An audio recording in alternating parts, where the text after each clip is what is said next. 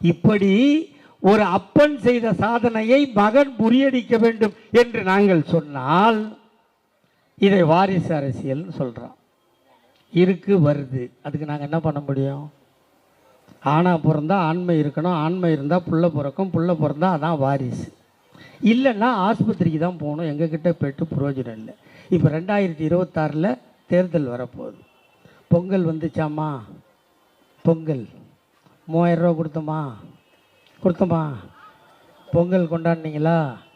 ஆனால் இந்த 3000 ரூபா நாங்கள் பொங்கலுக்கு கொடுத்தா ஒரு புறம்போக்கு கூட்டம் சொல்கிறான், அண்ணன் படம் எப்போ ரிலீஸ் ஆகுதோ, அண்ணன் படம் எப்போ ரிலீஸ் ஆகுதோ அதை 3000 ரூபா இருந்தாலும் 4000 ரூபா இருந்தாலும் பிளாக் டிக்கெட்டில் வாங்கி படம் பார்க்க வச்சுக்கிறோம் இந்த பணத்தைன்றான்.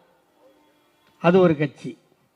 இப்போ நம்ம பழனிசாமி டோட்டல் அடிமை, எல்லாத்தையும் எடுத்துன்னு வந்துட்டார். அந்த கட்சியில் எவெல்லாம் சேர்ந்துருக்கான்?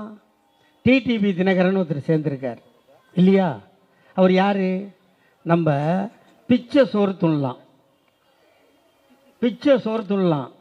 ஏன் அடுத்தவன் சாப்பிட்டு வச்ச எச்ச சோறையும் துண்ணலாம். அவன் என்ன பண்ணியிருக்கான்னா, வாந்தி எடுத்த சோறு இல்லை, அதை கழுவி சாப்பிட்ற ஒரே ஆள் இந்த நாட்டில் டிடிவி தினகரனை தவிர எவனும் இருக்க முடியாது. அந்த கட்சியில் இருக்கிறவங்களாம் ஒரு மனுஷனாடா. ஆனால் எங்கள் கட்சியில் பாடுறா, திமுக அதுக்கு தலைவர்.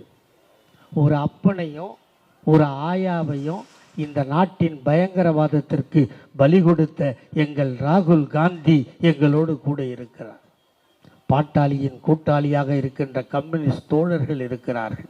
சிறுபான்மை மக்களை ஆதரிக்கின்ற முஸ்லீம் லீக் இயக்கம் இருக்கிறது. ஆகவே இந்த தேர்தல் வரப்போகிறது 2026. இது நடக்கின்ற தேர்தல் திமுகவுக்கும் அதிமுகவுக்கும் போட்டி அல்ல. அதிமுக என்ற முகமூடியை போட்டுக்கொண்டு பாஜக வருகிறார். ஒருவேளை அவன் 10 தொகுதி ஜெயித்தால் கூட அது பிஜேபி ஆட்சியாக இருக்குமே தவிர அதிமுக ஆட்சியாக இருக்காது. இங்கே நாம் ஒன்றாக வாழுகிறோம், ஒன்றாக சுற்றுகிறோம். பீட்டர் ஓலை ஊர்வலம் நடத்தினா முனுசாமி லைட்டு போடுறான் இல்லையா? பாய் நெருப்பு மறிச்சா நம்ம கட்டை வாங்கி கொடுக்குறோம். என் நெத்தியில் ஒரு பொட்டு இருக்கா தெரியுதா? இது செந்தூரம்னு சொல்லுவாங்க.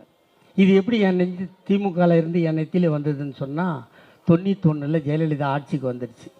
பார்க்குறவங்களாம் ஆட்சி தூக்கி உள்ளே போட்டுச்சு. அப்போ எங்கள் அம்மா சொல்லிச்சு, நான் இதை வச்சுக்கிடான்ச்சு. என்னம்மான்னு கேட்டேன். இதை வச்சுட்டு போனேன், இது ஆஞ்சநேயரை போட்டு இதை வச்சுட்டு போனால் அந்த பாவி முண்டை உன்னை பிடிச்சி உள்ளே வைக்க மாட்டா, ஆஞ்சநேயர் ஏபிடி பார்சல் சர்வீஸ் மாதிரி உன்னை வீட்டில் தந்து விட்டுருந்துச்சு. இது ஏன் நெத்தியில் வச்சுக்கலாம்.